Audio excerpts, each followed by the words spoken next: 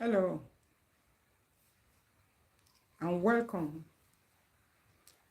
to my healthy food place where we share ideas and recipes on how you can stay healthy naturally. So today I want to share briefly on some common teas that can help you lower your blood sugar. Yes, talking of blood sugar, we are aware of the fact that a lot of people come down with cases of high blood sugar, diabetes, and we all know what high blood sugar is. Most times it's when your body is no longer able to manage sugar because of lack of insulin or inability of the pancreas to produce insulin that helps us to manage sugar effectively. So many factors are responsible sometimes for this, including our lifestyle, our food choices, and several others. But it is not also impossible for hereditary cases also to affect people. But there is something we can also do, even when the hereditary aspect is also there. We can manage our blood sugar by choosing a healthy lifestyle, including lots of exercise, regular exercise on a daily basis. Then observing some cultures which we observe, like water therapy. Starting your day with lots of water, ensuring that you are properly hydrated at all times. Because when you are not properly hydrated, or when you are not observing your water therapy, it could affect your blood sugar. It could cause your blood sugar to be high, even when ordinarily it's not supposed to be high. It could even affect your blood pressure as well. There are several other lifestyle changes that we know can help us to, manage our blood sugar naturally. But on this very broadcast, I want to quickly share with us some 14 common teas that can help you if you have been battling with high blood sugar. Most of these teas, I've tested them, I've used them, and they are proven to be very, very effective in bringing down your blood sugar naturally. Although all the teas have different effects, and like I've always said, no two foods are the same altogether. It doesn't matter. Even if they look alike, the species are different, and they have different things for you. And so quickly, I want to share some of these teas, and as I do that, I will also be telling us some of the reasons why they are able to also help bring down our blood sugar, and why we must also not overdo it. We must observe or include what I refer to as moderation. It's a popular slogan which we often use here, and moderation is our rule. And so,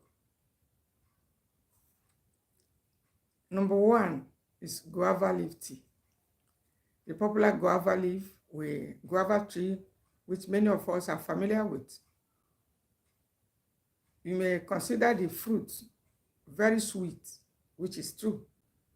But Mother Nature has made provision for you and I those who are managing high blood sugar, that you can boil the leaves, the guava, especially the purple guava leaf. The purple guava seem to be much more effective in this regard. So you can boil the purple guava and drink it. Just like 6 or 7 leaves, wash it thoroughly in a running water, boil it, and take some of the teas and drink. It helps you to lose weight. It helps to bring down your sugar as well. And of course, it helps to balance hormone. Has several other benefits. Many of us are already aware of this. It has anti-inflammatory properties, talking of the guava leaf tea. But most importantly, it helps to bring down your blood sugar. So when next you take something that you consider may affect your sugar in a negative way, you can follow it up by making a tea out of the guava leaves. If you can't get the guava tree around, you can use the fresh one if you have the tree around, or you can use the dried guava leaves. But you don't have to keep it dried and exposed for too long. It's not usually effective. After 1 week, or after about 9-10 days of exposing it while dried, you may not get the effectiveness anymore as before. Then another tea that works effectively to bring down your blood sugar, not really a tea, but you can make tea out of it. That is cloves. These are the top ones, and they are naturally caffeine free. The guava leaf is naturally caffeine free. It's also a source of iron. The clove, which is a tiny seed, which we are all familiar with, is a powerful anti-inflammatory. But most important aspect of these tiny seeds is that it lowers your blood sugar. Whether you are chewing it, and it reduces excess acidity in the blood. Whether you decide to chew it or you decide to, let me share it again.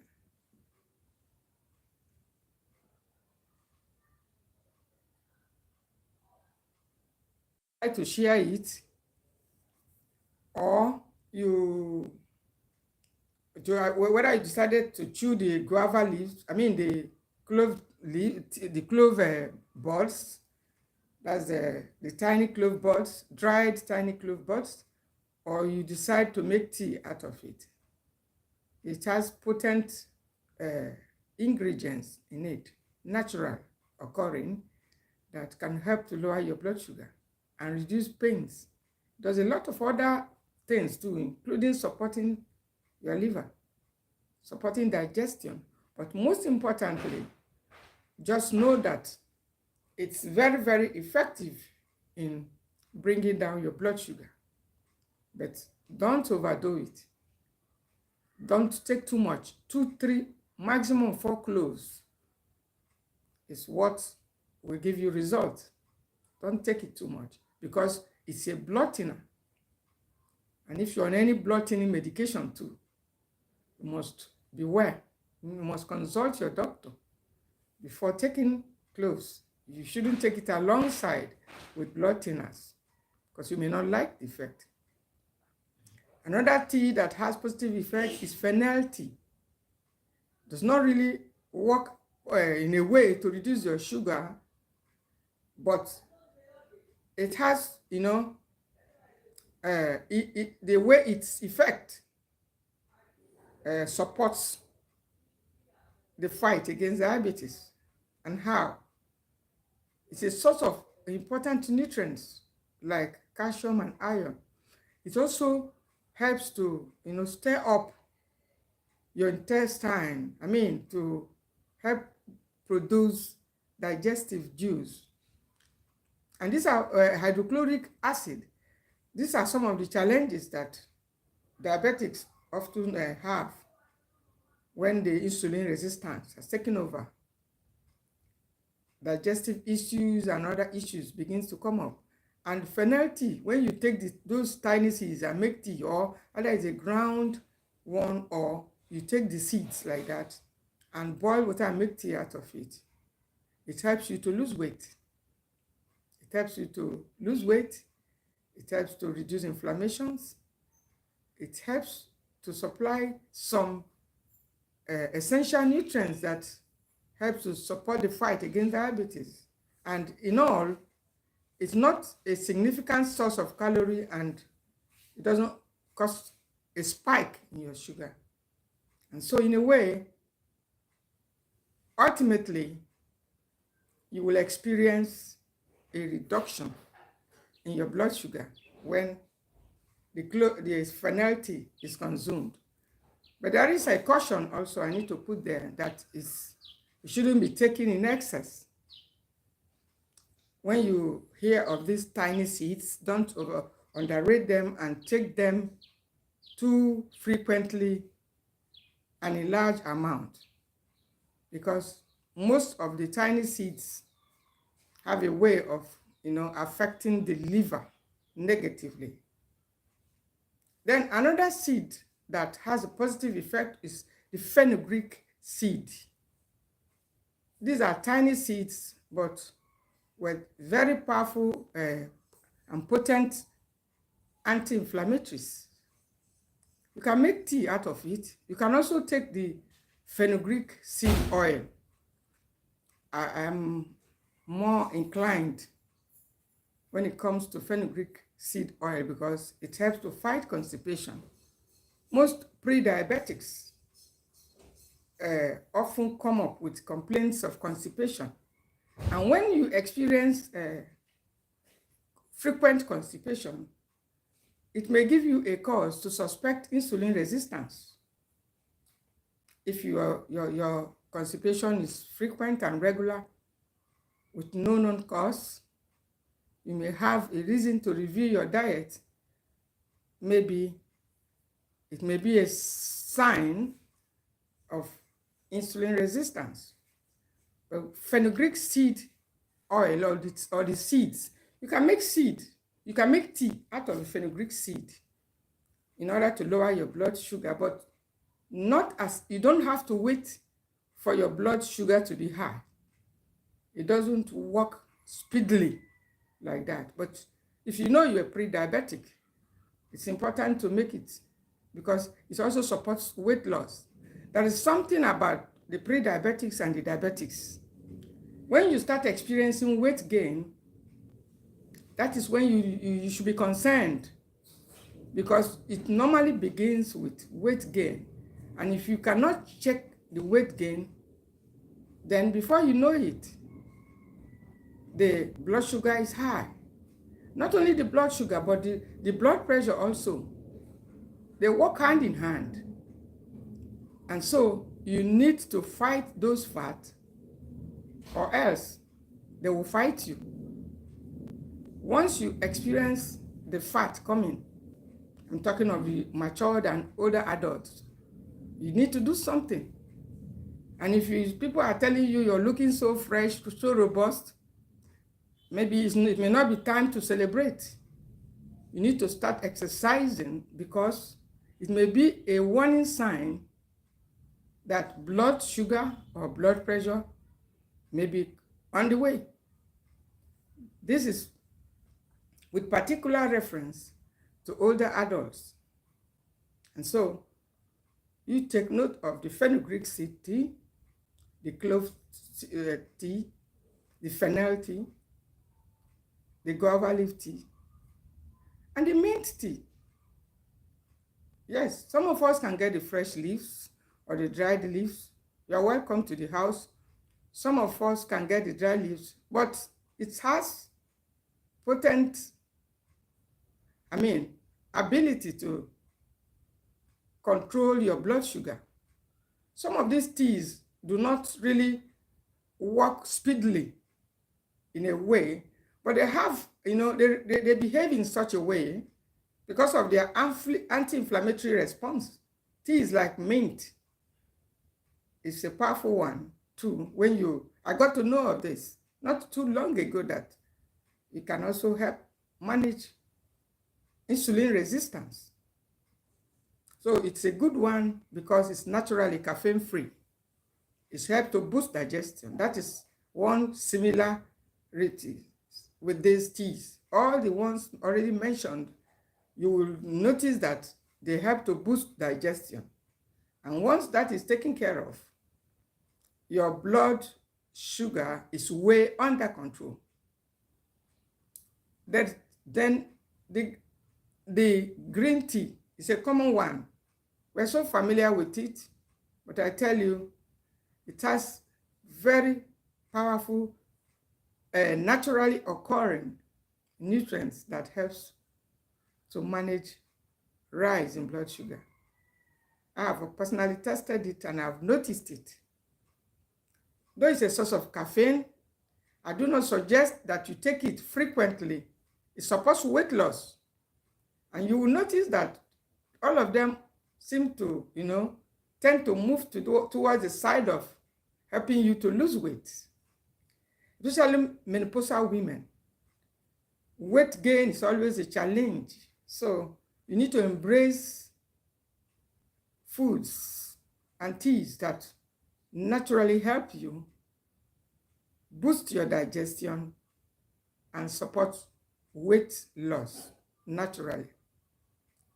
And so you need to also consider including the mint. And most of these teas also has another aspect. You are welcome, my sister. You're welcome to the house. Most of them have these antibacterial and antifungal properties too. The ones I have mentioned already have antibacterial properties, all of them. Antifungal properties. I already mentioned the guava leaf tea. It has antibacterial properties. It has antifungal properties. The clove tea has antibacterial, antifungal too. The mint tea, the same thing. The green tea and the fennel tea. So you will notice how bacteria generally affect and battle with our health. Unknown to you, there are millions of these bacteria right inside this small tummy of yours. And so why it is important to include variety, I've always said it, is that if the bacteria escapes one, it may not escape the other. I strongly believe in this when you are dealing with bacteria because they are smart too. As you are trying to get rid of them, they are also trying to survive within that habitat. I call it the habitat because there is no other place that they can live or survive except inside our body or our tummy. And so, because they are also struggling to survive, they are smartly, maneuvering the foods and drugs, medications that you're bringing in. And so why it is important to make dietary changes, dietary modifications, and to bring in varieties is because there are millions of bacteria and you can't get rid of them. One particular food cannot destroy all of them. If they escape ginger, they may not escape the allicin in garlic. If they escaped turmeric, they may not escape cloves. So you must continue to make, changes from time to time.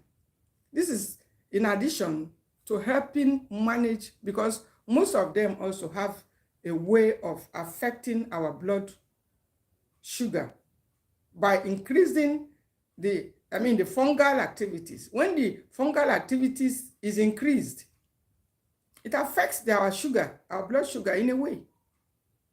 And that is why we must be careful to monitor and include antifungal foods. All the teas mentioned already have antifungal properties. I just talked about mint.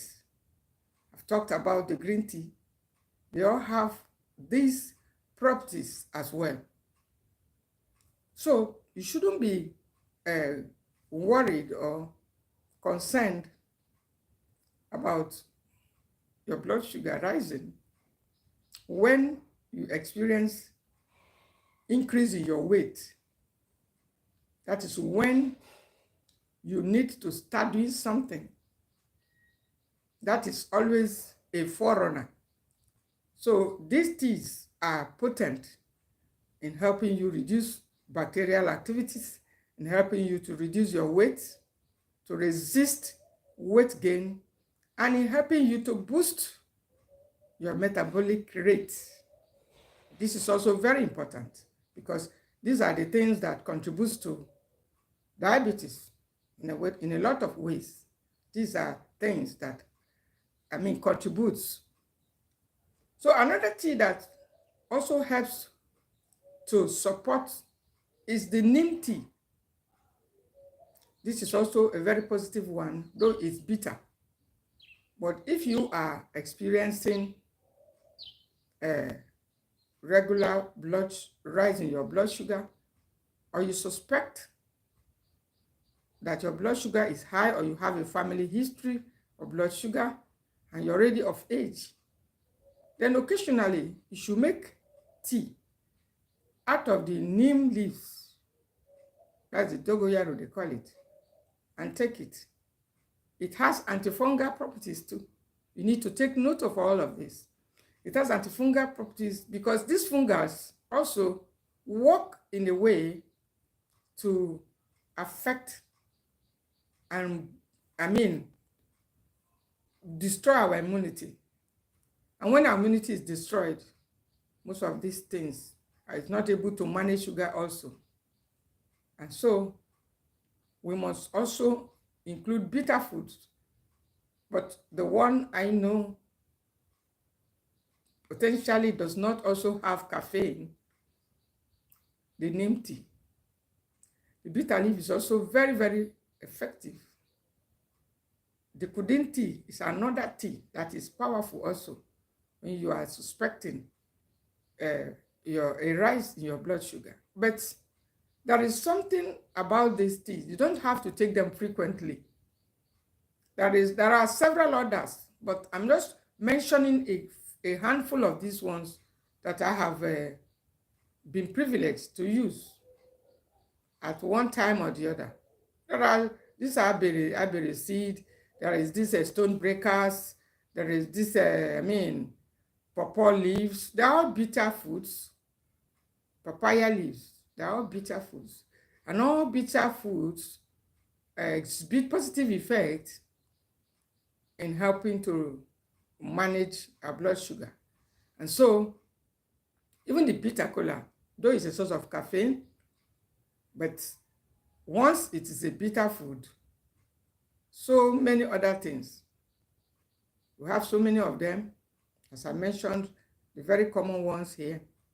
But just note that the bitter foods support a drop in your blood sugar. Even coffee is a bitter food. But why we do not talk, I do not want to talk about it, and it's not even included in the list, is that it's quite high in caffeine, and caffeine is not a friend of diabetics and pre-diabetics because it can cause other things like anxiety attacks and several other things. But once in a while, you can take it. I have personally used it.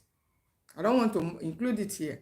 I have personally tested the black coffee when it comes to managing blood sugar. If there is nothing around you and you have the black coffee around without sugar or adding any tea, you take it in the morning after your water therapy